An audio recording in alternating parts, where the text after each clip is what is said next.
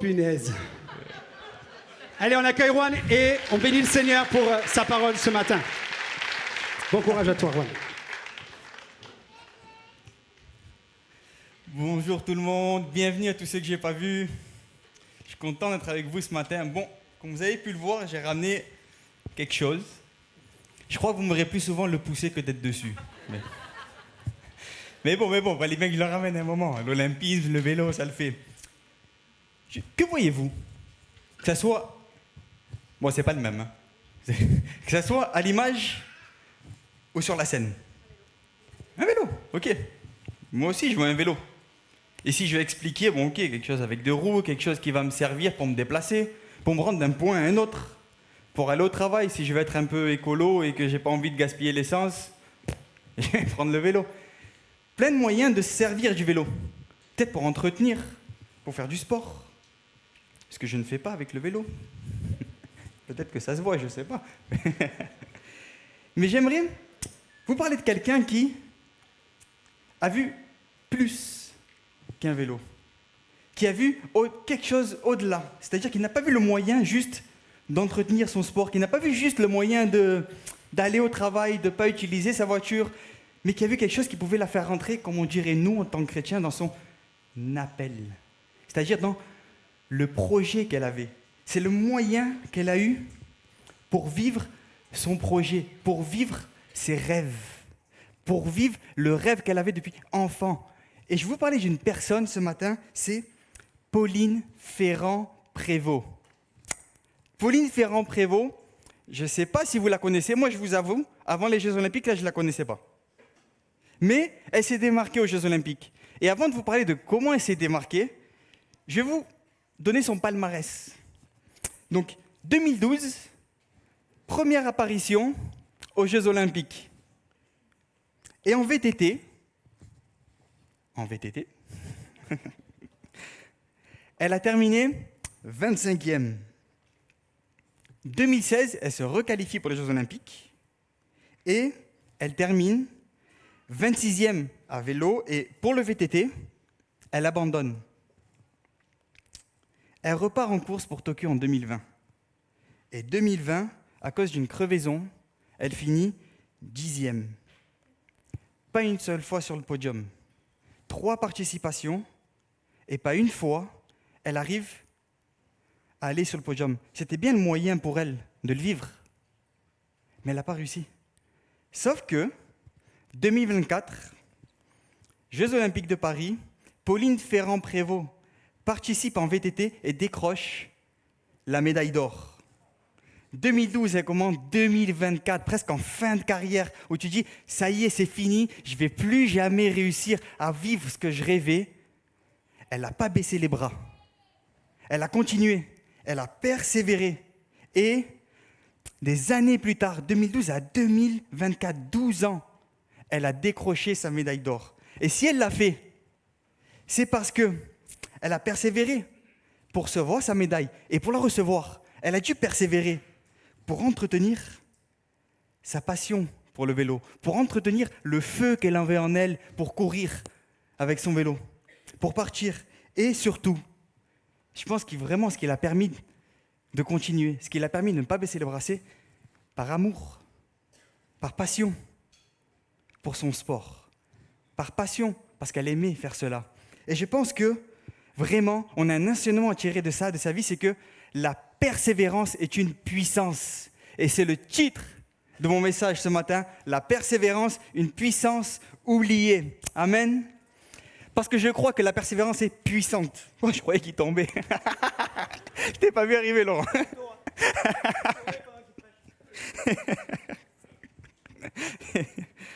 Oui, je crois que la persévérance est puissante.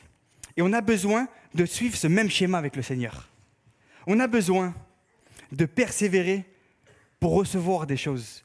On a besoin de persévérer pour entretenir notre feu, mais aussi, par amour, de persévérer. Amen. Et j'aimerais pour cela vous lire un texte qui se trouve dans les Actes. C'est le tout début des Actes. Je vais commencer avec le verset 8 et je lirai le verset 12 à 14. Acte 1, verset 8. « Mais vous recevrez une puissance le Saint-Esprit survenant sur vous, et vous serez mes témoins à Jérusalem, dans toute la Judée, dans la Samarie et jusqu'aux extrémités de la terre. Verset 12.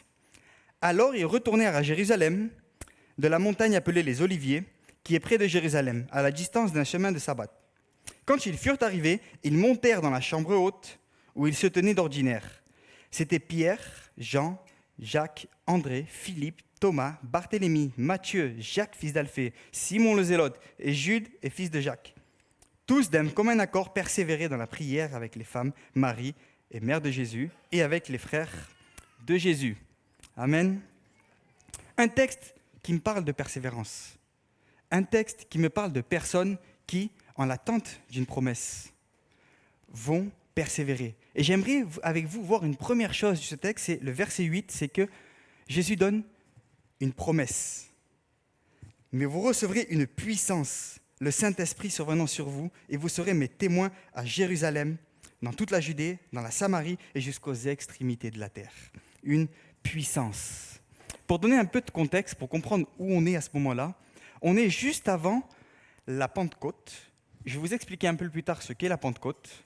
Et c'est les derniers instants de Jésus avec les disciples. C'est-à-dire que Jésus est ressuscité. Il a apparu aux disciples pendant 40 jours. Et là, on est juste avant son ascension. Et avant l'ascension, il fait quelque chose. Il donne une promesse à ceux qui sont là. Vous allez recevoir une puissance, le Saint-Esprit.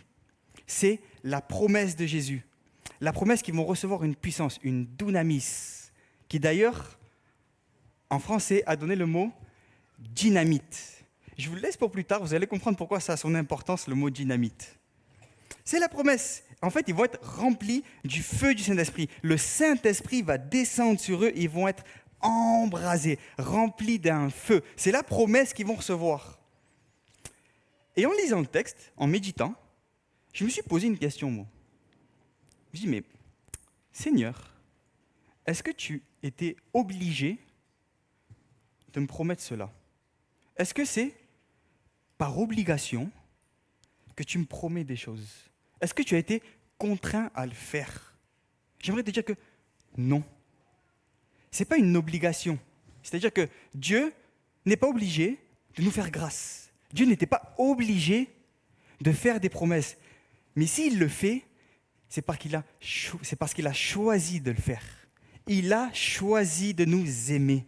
Et parce qu'il nous aime, il a choisi de nous faire des promesses. Il a choisi de prévoir pour nous des projets. Il a choisi de nous bénir. Il a des bénédictions prévues pour chacun d'entre vous ce matin. Il y a des promesses pour chacun d'entre vous ce matin. Et c'est une grâce, c'est une marque d'amour, c'est son cœur de Père. C'est ça son cœur de cœur. C'est parce qu'il nous aime. Et parce qu'il nous aime, il souhaite nous bénir. Et je vais te le dire ce matin, Jésus souhaite te bénir. Parce que j'ai écrit, les promesses de Dieu sont des grâces qu'il nous fait. Et je veux me rappeler ça ce matin. Je veux redire à mon âme, je veux redire à mon cœur, les promesses que je lis dans la Bible, les promesses qui m'ont été faites de la part de Dieu, de la part de Jésus, ce sont des grâces, des marques d'amour. À chaque fois que je lis une promesse, quand il me dit « tu ne craindras point », quand il me dit que les bontés de l'Éternel ne sont pas épuisées, mais qu'elles se renouvellent chaque matin, c'est parce qu'il m'aime qu'il a fait ça. Et parce qu'il m'aime, je vais me le rappeler. Et parce que c'est une grâce, ça me permet aussi de me dire que c'est valable aussi pour moi. Ce n'est pas réservé à une élite de personnes. Ce n'est pas réservé à les personnes les plus pieuses.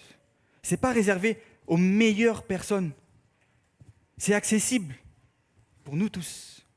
Et peut-être que si ce matin, tu ne te sens pas digne de recevoir les promesses de Dieu, peut-être que si ce matin, tu ne te sens pas digne de recevoir les bénédictions du Seigneur, laisse-moi te dire qu'aucun d'entre nous n'était digne.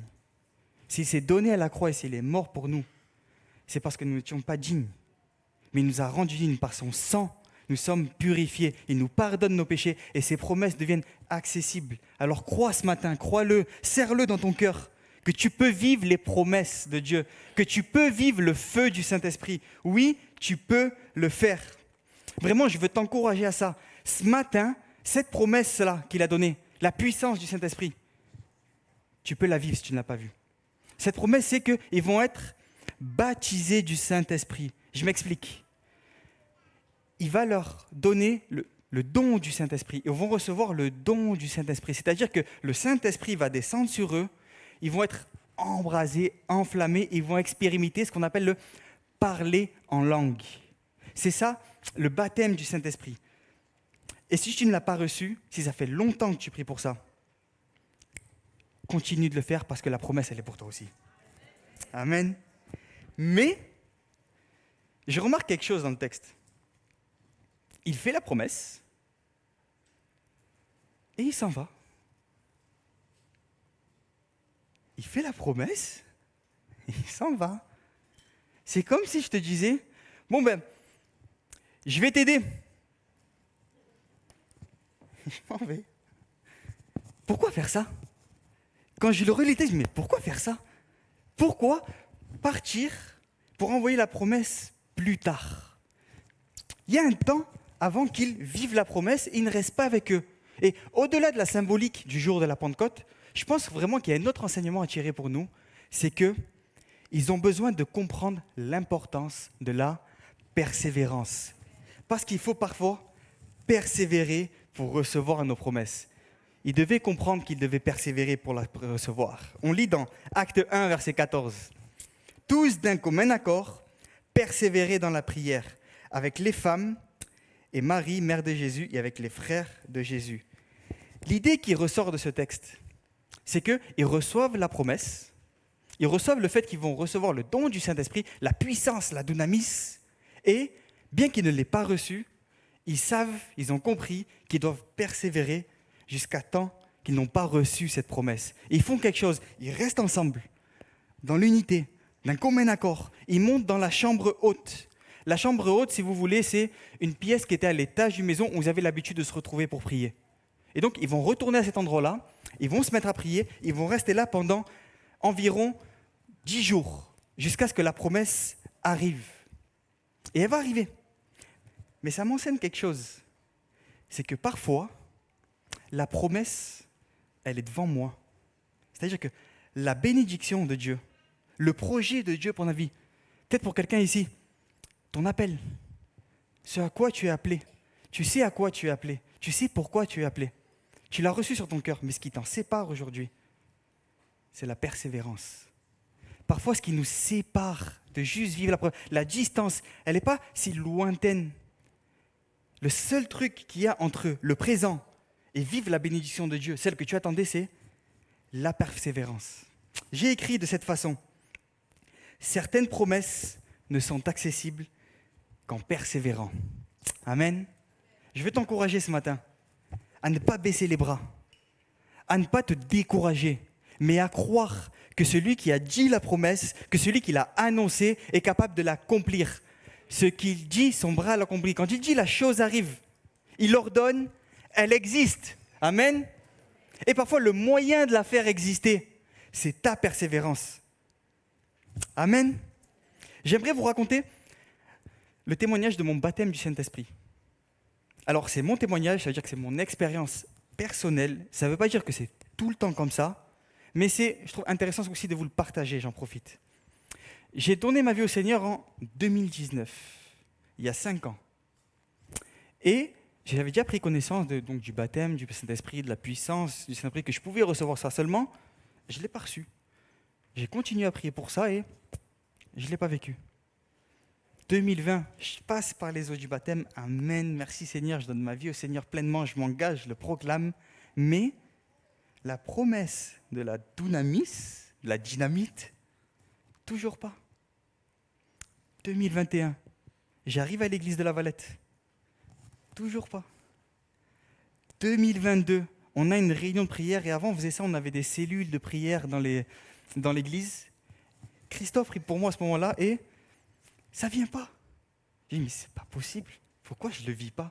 Pourquoi autour de moi on le reçoit? Je vois des gens le recevoir, des gens qui sont arrivés après moi, ils le vivent. Et moi je le vis pas. Il y a un problème, il y a un truc qui cloche. C'est moi peut-être le problème, je sais pas. Et un mardi soir, alors qu'on prend un temps de prière, Christophe vient s'approcher de moi pendant le temps de prière et à ce moment-là, je ne m'y attendais pas forcément. Christophe prie pour moi Et ce moment-là, ce mardi soir-là, je m'en souviens encore comment c'était passé, j'étais assis par là. Ça m'a marqué. J'ai été baptisé du Saint-Esprit. Amen. J'ai reçu la puissance de Dieu. J'ai reçu cette puissance qu'il avait promise. Mais j'ai dû persévérer 3 ans pour la recevoir. Ça ne veut pas dire que tu vas devoir attendre 3 ans pour la recevoir, ok? J'en fais pas une généralité. C'est mon expérience. Mais ce que ça m'a appris, moi, cette expérience-là, c'est qu'il y a des choses que Dieu veut que je vive. Il y a des choses que Dieu a prévues pour moi. Il y a des choses que Dieu a prévues pour ma vie et qui a prévues pour toi, pour ta vie. Mais le moyen de les vivre, c'est de persévérer. Amen. D'ailleurs, je vous ai dit que le mot dunamis, puissance, du coup, ça a donné dynamite. C'est ça. Et je ne l'ai pas affiché, mais si vous lisez les premiers versets du chapitre 2 des Actes, vous allez voir que la dunamis, la puissance qu'ils ont reçue, c'est une dynamite. Ils reçoivent donc l'Esprit de Dieu qui descend comme des langues de feu. Ils se mettent à parler d'autres langues. Pierre sort de la chambre haute. Il lance un message, il prêche. Ils étaient 120 en un message, 3000 convertis. Est-ce qu'on veut vivre ça à l'église de La Valette? Amen. On a besoin de dynamite. Je pense qu'on a tous besoin d'être des dynamites. On a tous besoin d'avoir de l'impact. 120 à 3000. Vraiment l'impact. Ils jettent le message. 3000 convertis. Moi, je veux le vivre tous les jours, ça. Mais, ce que je trouve intéressant avec la vie des disciples à ce moment-là, c'est qu'ils vivent la dynamite. Et j'imagine le truc de fou qu'ils sont en train de vivre. Ils doivent être waouh, 120 à 3000, mais on va les mettre où? À 120, c'était serré. À 3000, on fait quoi? Mais ils font quelque chose. Et j'aimerais lire avec vous justement le verset 42 du chapitre 2, où ils vont persévérer pour entretenir le feu ce coup-ci. Verset 42, ils persévéraient dans l'enseignement des apôtres, dans la communion fraternelle, dans la fraction du pain et dans les prières. Amen. Ouais, ils ont reçu le feu et ils ont vécu la dynamite. Mais ils ont compris quelque chose. C'est qu'un feu, si tu ne l'entretiens pas, ça s'éteint. Un feu, si tu le laisses tout seul, il y a un moment, il va avoir de la lumière, il va avoir des flammes, ça va s'embraser. Et si tu le laisses de côté, que tu le laisses là comme ça va s'éteindre petit à petit, il va rester plus que des braises. Et ça, ils l'ont compris. Ils ont compris qu'il fallait entretenir le feu. Et pour ça, ils ont fait quelque chose. Le moyen qu'ils ont fait pour entretenir le feu, c'est la parole, la communion et la prière. C'est tes 3 ingrédients pour, si tu veux, envoyer des bûches dans ton feu. Tu veux envoyer des bûches dans le feu, tu veux être embrasé pour le Seigneur, tu veux que ton feu grandisse, que ton feu s'entretienne, garder ton feu, facile. En muscu, en sport, on a l'exercice push, pull, leg. Il y en a qui le connaissent. Tu pousses, tu tires, tu fais les jambes. Ben moi, je vous propose un exercice pour cet été, pour l'entretien de votre feu. PCP. Prière, communion, parole. Amen. Parce que le mot dunamis, oui, il a donné le mot dynamite. Mais il a donné un autre mot en français, et là, je trouve que c'est hyper intéressant. Il a donné le mot dynamo. Est-ce qu'il y a des enfants dans la salle? Ah, je vous vois. Vous savez ce que c'est une dynamo? Je savais. Je me sens vieux. Les 30 ans me font des yeux. Une dynamo, c'est ça. Le principe d'une dynamo, c'est... Là, pour le coup, c'est une dynamo qui permet d'alimenter une lampe.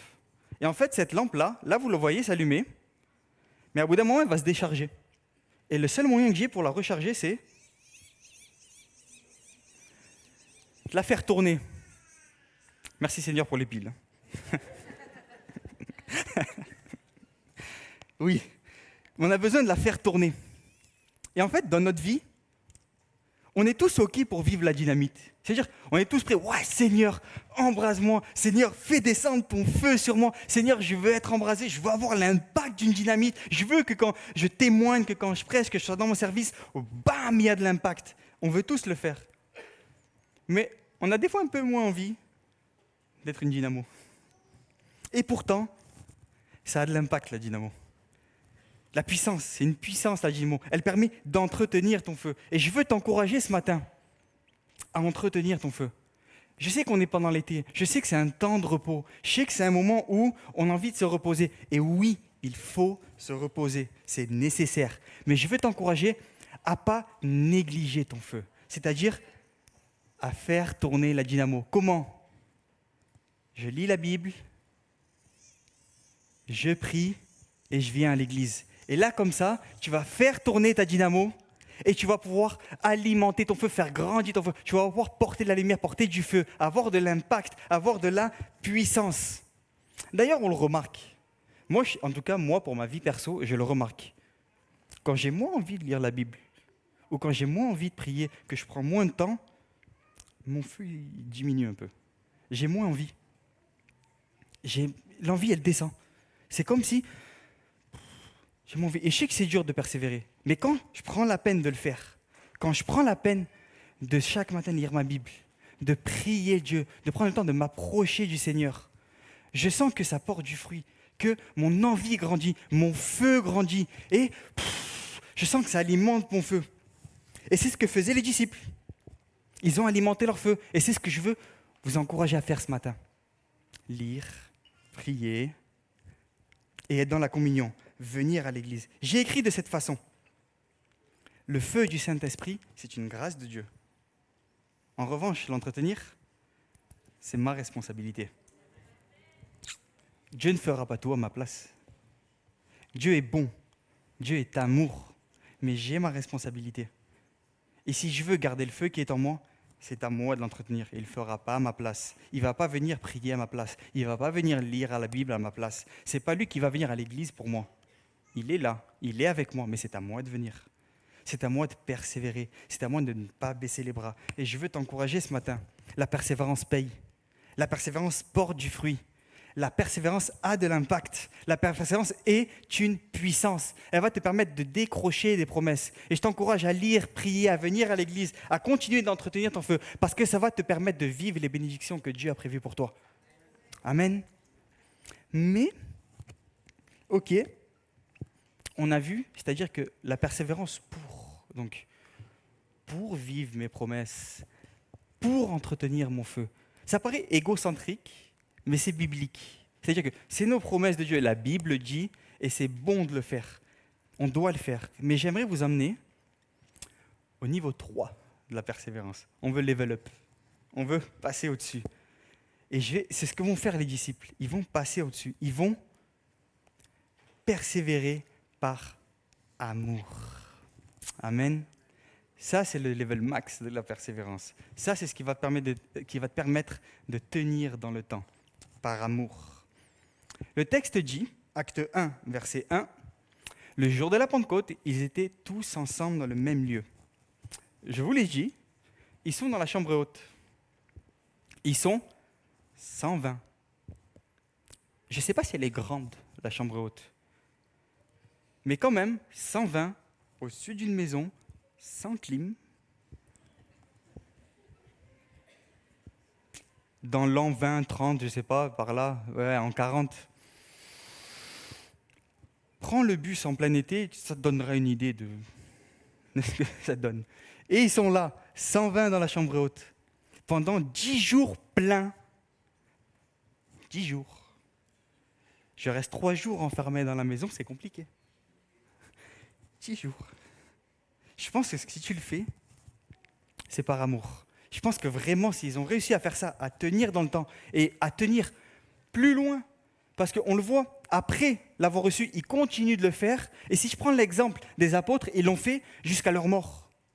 Si ce n'est pas par amour pour le Seigneur, ils n'auraient pas été capables de le faire. D'ailleurs, le mot « ensemble », ici, c'est le mot en grec « homotumadon ». Bon, là, ça ne nous avance pas beaucoup. Mais c'est un mot grec qui est la liaison de deux mots. C'est deux mots ensemble qui veulent dire « avec passion » et « à l'unisson ». Il aurait pu se traduire de cette façon « tous ensemble avec passion ». Et la définition de passion, c'est un amour intense. C'est plus que de l'amour, c'est un amour vraiment intense, fort. Et je crois vraiment que l'amour intense qui les a animés et qui a animé les apôtres et les disciples jusqu'à leur mort, qui leur a permis de tenir bon, c'est l'amour pour le Seigneur. Parce que lorsque j'aime, je suis capable de plus. Lorsqu'on aime, on peut se surpasser. Je prends l'exemple, je suis fiancé avec Angèle. Il y a des choses pour moi, peut-être je ne serais pas capable de les faire. Je n'aurais pas envie de les faire. Mais par amour, je pourrais me surpasser. Parce que par amour, on est capable de plus. Lorsqu'on agit par amour, lorsque l'amour nous anime, c'est une force en nous, un feu en nous qui nous permet de nous surpasser, d'aller plus loin, qui nous permet de tenir dans le temps. Je prends l'exemple d'une addiction, par exemple. Lorsque tu le fais pour toi, que tu essaies de te délivrer pour toi, c'est-à-dire peut-être parce que tu as peur de ce qui peut t'arriver en étant dans cette addiction, peut-être parce que tu as peur de ce que ça peut donner. Et je ne dis pas que tu ne peux pas t'en sortir, je dis juste que ça va être dur. Et je t'invite à essayer de le faire par amour pour le Seigneur, parce que tu aimes Dieu, parce que tu aimes Jésus. Fais-le par amour et Dieu, lui, le fera pour toi. Dieu n'est pas insensible à notre persévérance. Dieu n'est pas insensible lorsque nous le faisons par amour. Au contraire, il bénit la persévérance, il bénit cela, il bénit le fait que nous le faisons parce que nous l'aimons. Amen. Et ce que j'aime avec cette persévérance qu'ils ont eue, c'est ce qu'on lit à la fin du chapitre 2. On est au verset 46 et il est écrit « Chaque jour, avec persévérance, ils se retrouvaient d'un commun accord au temple. Ils rompaient le pain dans les maisons et ils prenaient leur nourriture avec joie et simplicité de cœur. Ils louaient Dieu et avaient la faveur de tout le peuple. Le Seigneur ajoutait chaque jour à l'Église ceux qui étaient sauvés. » Amen. Chaque jour. Je pense que la persévérance, si je veux la définir, c'est ça. C'est le faire chaque jour, jour après jour. L'amour, c'est jour après jour. C'est chaque jour. Et il y a un disciple, un apôtre qui est là à ce moment-là, qui est dans cette équipe-là, qui persévère chaque jour et qui est bien conscient que c'est ça. C'est Pierre. Pierre est là. C'est Pierre qui a prêché à la Pentecôte. C'est Pierre qui a vécu la dynamite. Pourtant, Pierre, pendant des années, il a été avec le Seigneur. Pendant des années, jour après jour, il l'a accompagné, il lui a démontré son amour. Lorsqu'on est venu le prendre, il a dégainé l'épée, il a coupé l'oreille d'un soldat. Et pourtant, bien qu'il a persévéré chaque jour, en l'espace d'un instant, en l'espace d'un moment, d'une nuit, il a trahi le Seigneur. Parce que la persévérance implique le chaque jour. Mais la trahison, elle, n'en a besoin que d'un seul. Mais pourtant, le Seigneur a continué de persévérer avec Pierre. Lui l'a aimé chaque jour. Jésus a continué de l'aimer. Et le Pierre que nous avons à la Pentecôte, là, c'est aussi le résultat de l'amour de Jésus. C'est le résultat, parce que chaque jour, il l'a aimé. Chaque jour, il a continué de l'aimer. Et il a continué de l'aimer jusqu'à la fin de sa vie. Et c'est comme ça que je veux être avec le Seigneur. L'aimer jour après jour. Persévérer par amour. Chaque jour, lui montrer qu'il m'aime parce qu'il m'aime. Parce que chaque jour, il persévère avec moi. Avant même que je ne l'aimais. Avant même, alors que j'étais encore pécheur, privé de la gloire de Dieu. Par amour, il s'est donné à la croix pour moi. Par amour, il a donné sa vie. Et par amour, il continue malgré mes fautes, malgré mes offenses, malgré mes erreurs, à m'aimer. Dieu t'aime. Dieu te le montre ce matin. Il te le dit à ton cœur. Dieu t'aime. Même si peut-être tu l'as trahi, même si peut-être tu t'es éloigné. Dieu t'aime. Et je veux le faire en réponse à son amour. Chaque jour. Le texte me dit quelque chose. C'est que chaque jour, il persévère. C'est-à-dire que chaque jour, il continue de prier, d'être dans la communion, de lire la Bible. Et chaque jour, Dieu ajoute à l'Église les sauvés. Il y a une relation entre la persévérance des disciples et l'ajout de Dieu à l'Église. Et je veux vivre ça à l'Église de la Valette. Je veux croire que lorsque chaque jour nous prions, lorsque chaque jour, avec persévérance, nous continuons de faire, nous continuons de bénir le peuple, nous continuons d'être dans le service, lorsque chaque jour nous prions, nous lisons la parole, Dieu va ajouter à l'Église de la Valette les sauvés. Est-ce que nous voulons voir l'Église grandir? Alors ne baissons pas les bras. Mais je crois aussi qu'au-delà d'ajouter des personnes. Lorsque chaque jour, tu pries alors que tout va mal, alors que tu es stressé, alors que tu as peur, Dieu ajoute sa paix. Lorsque chaque jour, tu pries pour ta famille, parce que ça va mal dans ta famille, parce qu'il y a des problèmes dans ta famille, chaque jour, Dieu travaille au sein de ta famille. Amen. Lorsque chaque jour, tu pries pour ton mari ou ton conjoint ou ta conjointe qui n'est pas encore au Seigneur, chaque jour, Dieu travaille le cœur de ton conjoint, de ta fille, de ton fils qui n'est pas encore au Seigneur. Lorsque chaque jour, tu pries pour ton travail, pour que Dieu débloque un poste pour toi, chaque jour, Dieu travaille pour toi. Chaque jour, Dieu combat pour toi. Lorsque chaque jour, tu pries pour ton addiction et elle ne part pas. Chaque jour, Dieu est en train de travailler pour couper les chaînes qui te tiennent lié. Lorsque chaque jour tu pries, chaque jour, Dieu ajoute. C'est ce que Dieu veut et c'est ce qu'il est. Il m'aime, il veut me bénir et chaque jour, il veut ajouter. Je le crois, les bontés de l'Éternel ne sont pas épuisées. Elles se renouvellent chaque matin. Amen. On peut applaudir le Seigneur.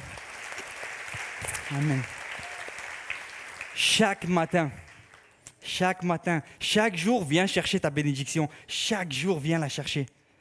Il y en a une pour toi chaque matin. Ne baisse pas les bras.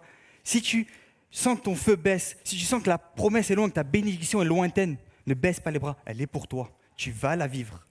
Dieu va agir au sein de ta famille. Dieu va agir pour la personne que tu pries chaque jour. Dieu va agir dans ton travail. Amen. Amen. Je vais demander à l'équipe de louange de revenir. Et je sais que, pour l'avoir vécu, à mon arrivée à La Valette, je vous parle de persévérance, je vous parle d'entretenir le feu ou de vivre le feu. Mais il y a des périodes dans la vie où on n'a plus les forces. Il y a des moments dans la vie où on a tant de difficultés, on a tant de problèmes, que moi qui vous parle de feu, vous avez peut-être juste des braises au fond de vous. Peut-être que ces braises-là, les restes d'un feu, c'est la seule chose qui t'a permis de venir ce matin à l'église. Peut-être que tu n'as même plus la force de prier. Peut-être que tu n'en es plus qu'aux larmes. J'aimerais te dire, Dieu comprend le langage des larmes. Dieu connaît ton cœur. Dieu voit que tu n'as plus de force. Dieu voit qu'actuellement, ça ne va pas. Et que ton feu est en train de s'éteindre. Peut-être même que tu as l'impression pour toi que ton feu s'est éteint.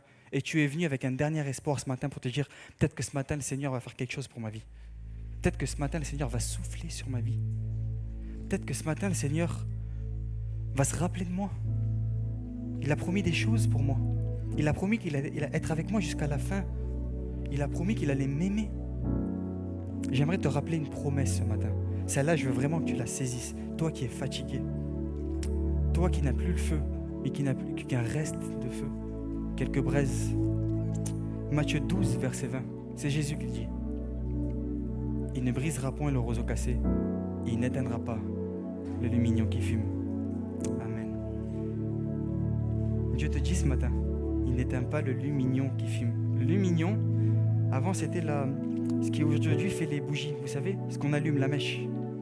Et même si c'est un reste fumant, Dieu n'est pas celui qui va venir appuyer sur la mèche.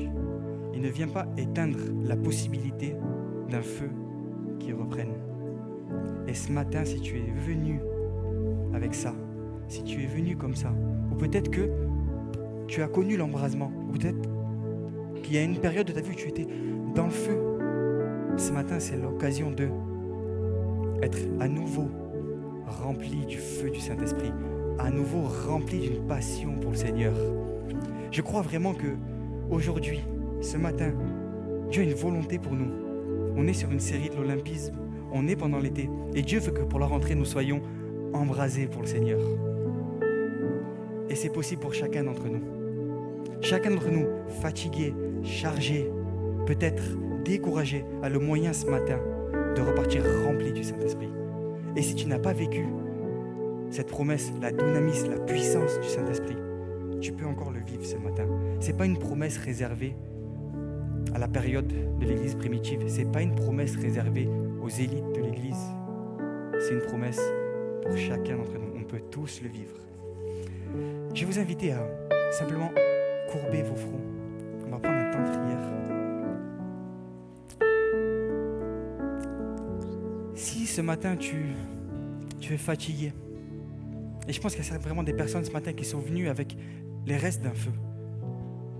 Les dernières forces pour venir à l'église. Si ce matin, peut-être tu sens que ton feu s'éteint, que tu ne sais plus comment faire, tu ne sais plus comment le rallumer, et tu aimerais que Dieu vienne souffler sur ta vie, que le vent du Saint-Esprit vienne souffler sur ta vie et ranimer le feu qui est en toi, te renouveler tes forces, te raviver les flammes que tu as connues, retrouver le feu que tu avais, ou peut-être que tu veux juste recevoir ce feu que tu n'as jamais reçu. Je t'invite simplement, pendant que nous avons tous les yeux fermés, à lever ta main à ta place pour que Dieu vienne souffler sur ta vie. Tu lèves simplement. Dieu te voit, ma soeur. Dieu te voit, mon frère. Dieu te voit, mon frère. Dieu te voit, ma soeur. Dieu te voit, mon frère. Dieu te voit, ma soeur. Dieu te voit au fond. Dieu te voit au fond. Dieu te voit au fond. Dieu te voit, ma soeur. Dieu te voit, mon frère. Dieu te voit, mon frère. Dieu te voit, ma soeur. Dieu te voit, mon frère, au fond. Dieu te voit, mon frère, au fond. Dieu te voit, ma soeur. Au fond, Dieu te voit, ma soeur. Alléluia. Amen. Seigneur, c'est devant toi que je viens, Seigneur. Te prier pour chacun de mes frères et sœurs, Seigneur Jésus, et aussi pour celui peut-être qui n'a pas osé lever la main, mais qui a besoin que son feu soit ravivé, Seigneur Jésus. Seigneur, tu es celui qui accomplit les promesses, Seigneur, et le feu du Saint-Esprit est une promesse, Seigneur. Et je te demande ce matin, maintenant, Seigneur, alors que certains n'ont plus que des braises, Seigneur, alors certains n'ont plus que le reste d'un feu, Seigneur. Maintenant, Seigneur, je te prie, Seigneur, d'envoyer ton Saint-Esprit sur chacun d'entre eux, Seigneur Jésus. Seigneur, ce matin, ton feu descend, Seigneur Jésus. Seigneur, envoie ton feu, ravive les flammes, embrase ton peuple, Seigneur Jésus. Embrase l'Église ce matin, Seigneur Jésus. Ce matin, que nous puissions être embrasés, remplis du feu du Saint-Esprit, Seigneur. Seigneur, viens nous bénir, viens nous remplir de ton feu, Seigneur Jésus. Merci, Seigneur, parce que je sais que tu es un Dieu fidèle, Seigneur, qui accomplit ses promesses. Et ce matin, tu vas encore accomplir ta promesse, Seigneur Jésus. Tu vas nous remplir de ton feu, Seigneur Père. Alléluia. Amen.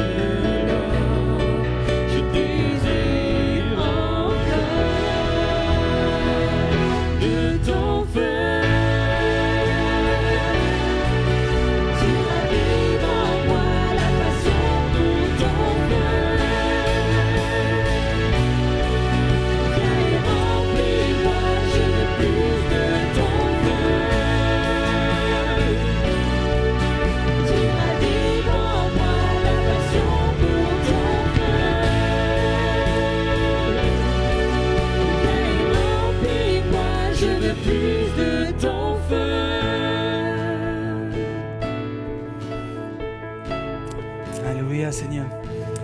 Je vous invite ce matin, pas juste à le chanter, mais à vraiment le déclarer avec foi ce matin. Ce matin, je vous invite à faire quelque chose de simple. On va se lever à notre place si vous pouvez. Et simplement, lever les bras vers le Seigneur.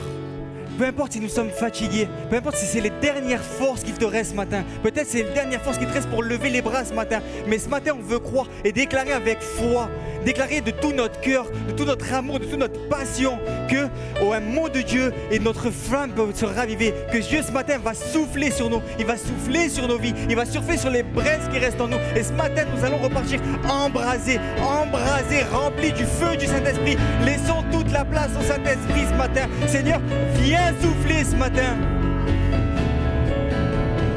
Un mot de toi vient réveiller nos vies. Tu souffles en nous le vent de ton esprit pour animer la ferveur dans ce lieu. Embrase-nous, nous désirons ton feu. Un mot de toi vient réveiller nos vies. Tu souffles en nous le vent de ton esprit. Viens ranimer la ferveur dans ce lieu. Embrase-nous, nous désirons de ton feu.